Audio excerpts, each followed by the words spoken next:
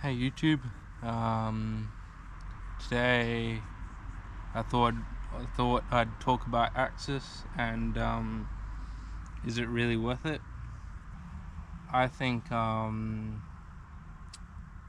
this version of Axis is not particularly worth it, especially if you're getting like the upgrade kit. Like I did, I got this derailleur and all the shifter and all the parts that come with the upgrade kit, and I'd kind of say no, it's not particularly worth it to upgrade. Like if you're coming from mechanical to like this wireless access stuff, honestly I don't like, I think the mechanical stuff works like so good now that you don't particularly need the wireless stuff. I guess it's a nice to have but not particularly necessary. I'm actually kind of thinking of just selling this and going back to my mechanical stuff. Although it is very nice, I do like how it does kind of shift a little bit more precisely. I guess with cable you have cable stretch, and then you may have to retune it after that, but I think even then, after that you don't really have to change the cable tension or anything like that. Another thing I like about this is that you can tune it for each gear, whereas I feel like with cable I think you have to tune it more for the whole cassette. With Axis you can kind of shift it or tune it for each and every gear, and mechanically you have to kind of shift for all of the gears, not like just a single particular one. Yes, now back to a downside is that you have to remember to charge these batteries. A couple of times now I've almost forgotten to charge the batteries and gone out, well, I have gotten to charge the batteries, and like a couple of times now that I've just had to charge them before a ride, and that like I guess I've just gone for a little bit of a shorter ride. I've just gone for a shorter ride, so then I can go back home and just charge it up. So with mechanical, you don't have to worry about charging the battery, or if you have your battery. Luckily I've never forgotten to put the battery back in, but I have forgotten to charge it, which sucks and is unfortunate. Another thing is that this Axis can be expensive, especially the new T-Type, where everything's like proprietary. And I think for like the top end XXSL one, it's like about $4,500, and that's Australian dollars. For that price you could get a good bike for that price. With this I got it for I think $800 off Marketplace, so not too bad. I think it retailed new for about maybe, I think it was like $1,300. It was new, so that's quite a big discount I got on this, so very nice. I kind of think bike companies just put Axis on to make their bikes more expensive, and to say it has Axis. I think with the new T-Type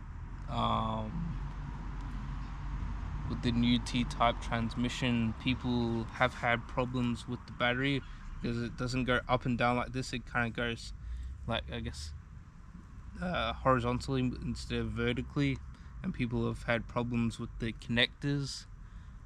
I think it's like $1,000 just for the derailleur.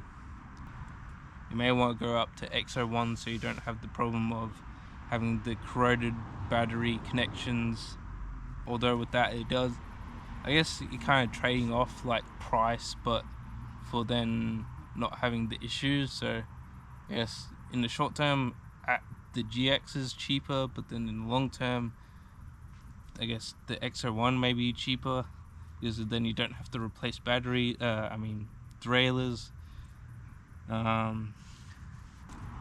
I think for the price of the GX Axis you could get a full Shimano. I think my GoPro just stopped working for some reason.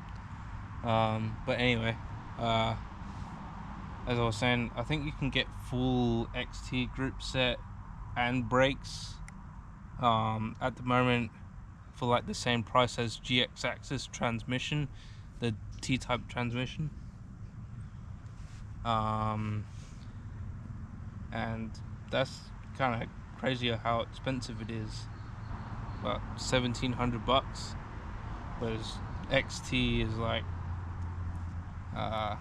well, you could definitely get XTR, Shimano XTR, for like less than that, and that's more high-end.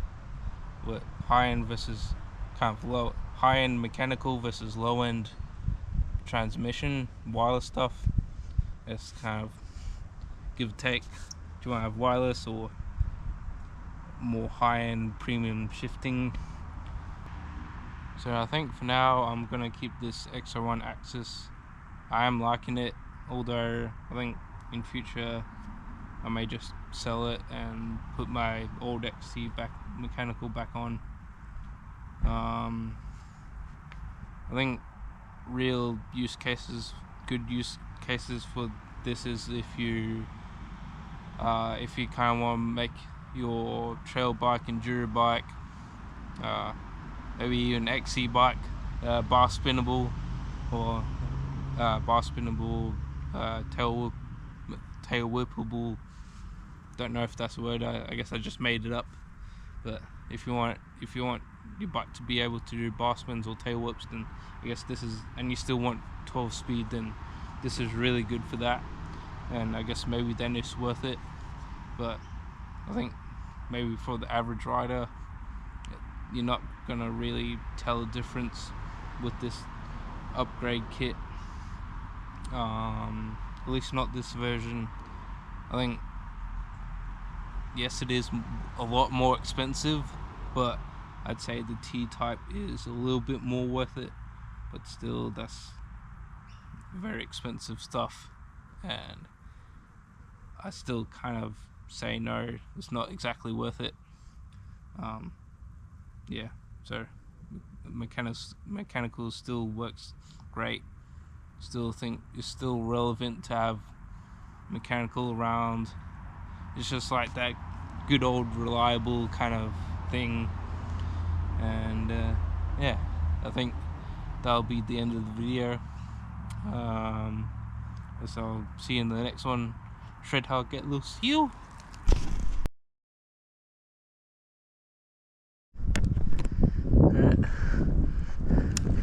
Over there I saw like a little lip to a mulch pile, so I'm gonna give it a try and hopefully not die.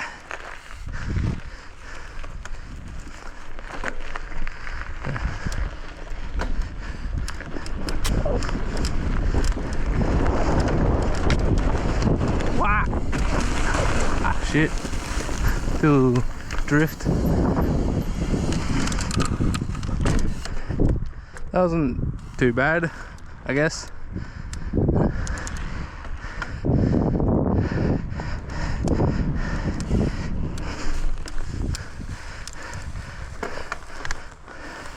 This lip's a little bit soft and dusty and soft, but I guess it works.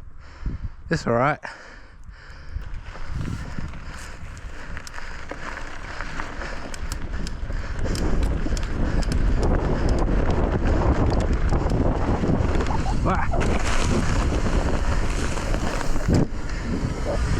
Alright, that's me done for that jump.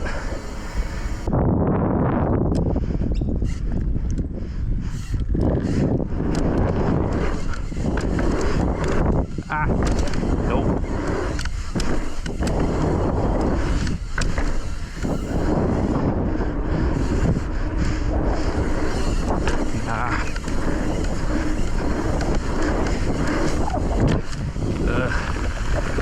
go.